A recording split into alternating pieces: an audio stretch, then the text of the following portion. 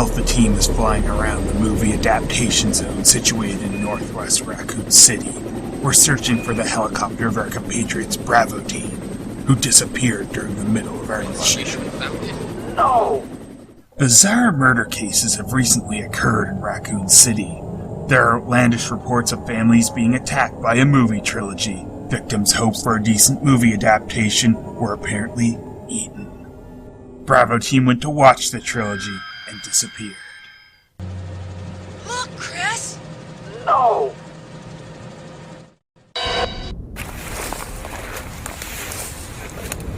It was Bravo Team's helicopter, not just a flashlight.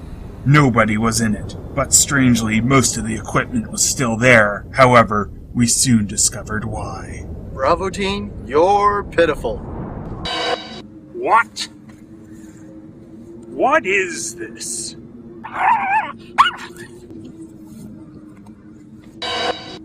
Hey, over here! Come here! Look at this!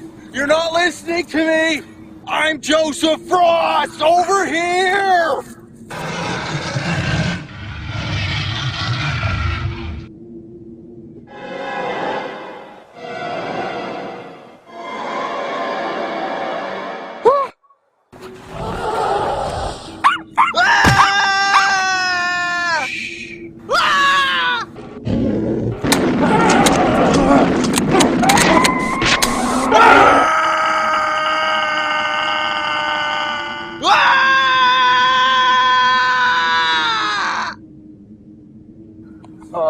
Hey guys, I think I'm gonna be alright.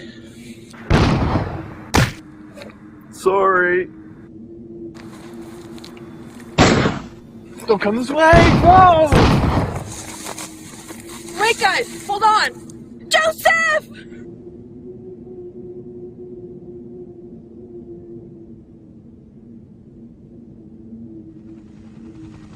He's a Joseph sandwich.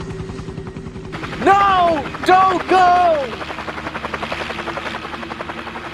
Whose idea was it to leave the guy with the nickname Chicken Heart in the helicopter?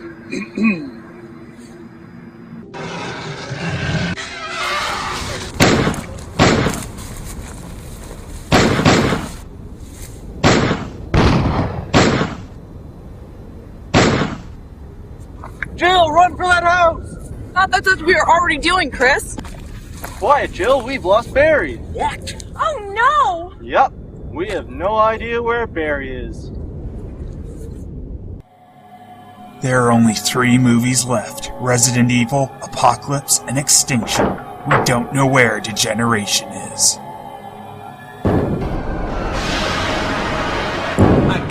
Chris Redfield.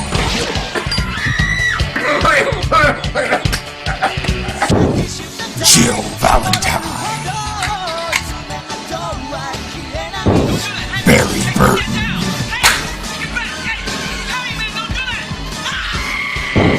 Joseph Frost. Albert Wesker.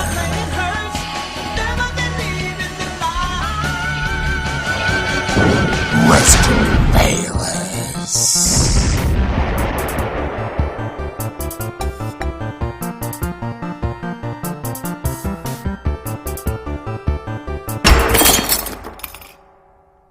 Now, I know this is going to come off as a big shock, but I'm a big fan of the Resident Evil series, but just like with Silent Hill, its film adaptations are a completely different story, and while the first movie isn't its worst, it has an interesting history behind it. Originally, George Romero was to write and direct the Resident Evil movie after he had directed a couple commercials for Resident Evil 2 in Japan, or as it's known there, Biohazard. Romero had finished his script for the movie, which was actually about the Arkley Mansion incident from the first game. Now, I have to admit, I probably would have had my problems with the Romero version of Resident Evil as well. There certainly were some odd things going on in this script. Chris and Jill were involved romantically in the Romero script, and Chris wasn't actually a member of STARS. He was a farmer. But at least he had Chris in there. Wesker actually makes most of his intentions pretty well known and actually has had the bombs in the mansion connected to his heart rate by his bosses. His main twist here being that he tells everyone they're trying to find the antivirus when really he's looking for information on Tyrant to sell to Umbrella. People like Kenneth, Richard, and Forrest play a much bigger part in the story, and there were some new characters added like Rosie Rodriguez, who, funny enough, while reading I connected to Michelle Rodriguez's character in the movie that actually came to be. She had a kind of odd catchphrase, which was, "We live here now," which she even says right before dying. Also, Ada Wong appears as a scientist towards the end. I just love the absurdity of this. His films inspired this game series. He writes the film adaptation, and they tell him, no, that's not good enough. But on to the movie that actually did happen. We start off with some talk about the Umbrella Corporation and how they love the experimentation. But some employee also loves contaminating their laboratories with The T-Virus! The computer seems to take its time before actually starting to close the lab off. Don't you think where they're working with such biohazardous materials, the labs would be cut off from the rest of the building already? What is that? Fire drill. You'd think there might be quite the difference for the alarm for a fire drill versus virus contamination. So the computer starts pulling a bunch of funny pranks like letting elevators fall to their doom. Looks like these guys are next, and oh, looks like they have emergency brakes on this one. Guess the people they didn't like as much had to use that other one. And then we're introduced to our main character, Alice, played by Mila Jovovich, naked. And don't worry, this is hardly the last time she ends up naked. Screenwriter-director Paul W.S. Anderson liked her nude scenes so much he married her. Well, they met while making this movie, so I'll just assume that was the reason. She's lost her memory, so she wanders around aimlessly until this team from Umbrella shows up. They take her and this other guy, who randomly showed up as well, down with them into the labs, which is called the Hive, which is right below the house. Michelle Rodriguez does what she does best in this movie and plays a complete bitch. You got a problem? Then they find another random guy. He's fine. Memory loss, just like the other one. What? What is this? We all work for the Umbrella Corporation. The mansion above us is an emergency entrance to the Hive. You are security operatives placed there to protect that entrance. So yeah, there are also Umbrella agents who live a fake marriage in a house to hide a lab. Makes perfect sense. Why can't I remember anything? The Hive has its own defense mechanisms, all computer controlled. A nerve gas was released into the house. I'm failing to see what use releasing that gas was, other than plot convenience, of course. You go right into the labs without gas masks or anything, which just boggles my mind as these people have been sent by Umbrella to find out what's happened down here. Since the T-Virus is apparently airborne in these movies, Umbrella should have a good idea of that, and this team was sent by Umbrella. And not only that, they just got finished talking about how the computer could gas them if it feels like it. This is gonna slow us down. Yeah, it's probably not a safe idea to walk through that. Oh, never mind. Well, this team doesn't seem very worried about any contaminants, so I guess they at least trust the computer system, right? 5 hours ago, Red Queen went homicidal. Sealed the Hive and killed everyone down here. Yeah, the Red Queen is what they call their computer system. Dining Hall B. That's what it says on the map. Maybe you're reading it wrong. Maybe the corporation's keeping a few secrets down here. Something you're not supposed to see. So Umbrella would want to mislabel this huge cargo bay dining room to hide it from their own team. Why? Not that I'd put it past Umbrella in this movie. They seem pretty damn incompetent. They attempt to access the control room to shut the Red Queen down when... What's that? This girl was put on the team because of her reaction time.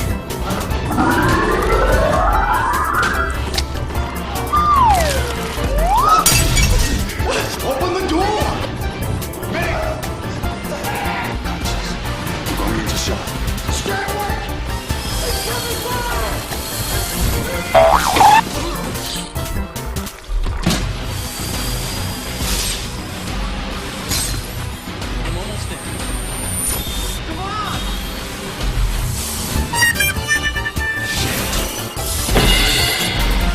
do that, why wouldn't it have done that on the first sweep? So we've just had about half the team killed by lasers. Isn't that what you think of when you think Resident Evil? Lasers? Remember all the lasers in the games?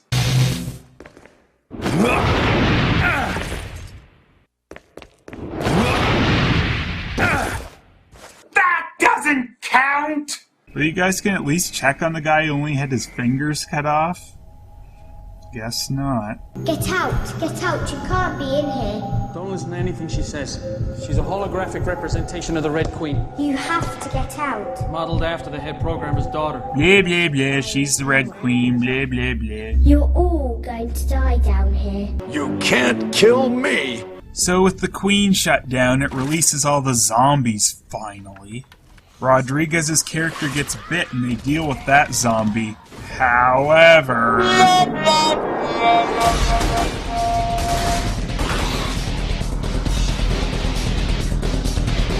See how easy that was? Oh, bad day for that guy. At least he got killed by zombies, though. Then we see these Umbrella soldiers barely have a clue in their heads. Why didn't we see them on the way in? When you cut the power, you unlock the doors. You let them out. Okay, first he's the tech guy. He should have known that. And then we have Rodriguez's character blaming him for it like it wasn't the job they were sent down there to do in the first place.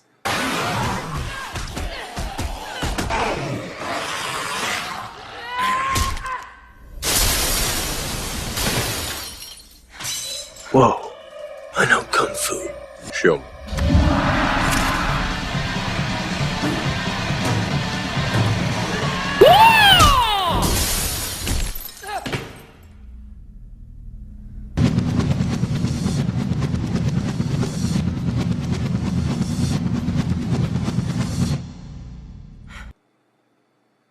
What?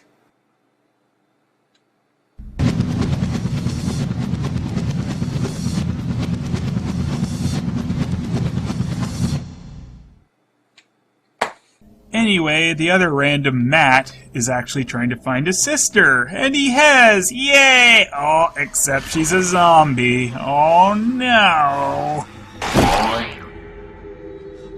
Matt and his sister are trying to expose what Umbrella's doing, and Alice remembers that she was his sister's contact. They decide to turn the Red Queen back on to help them escape, but with the ability to fry it if it won't help them. Red Queen explains zombies to them and that she killed and sealed everyone off because of them being infected with the T-virus. Umbrella must have thought giving the computer a way to contact them in case of such a disaster would have been silly. Well, the tech guy gets stranded with a bunch of zombies and tells the others to...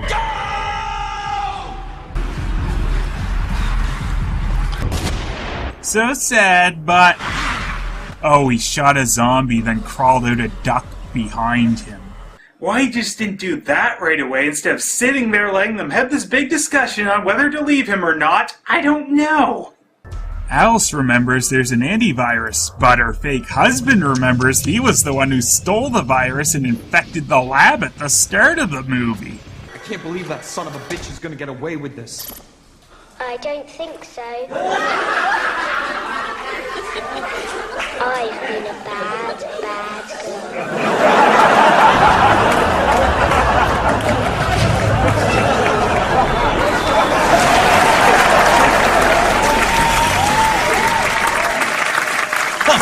Don't go anywhere. We'll be right back with some more Resident Evil. Who's that character? It's the old guy!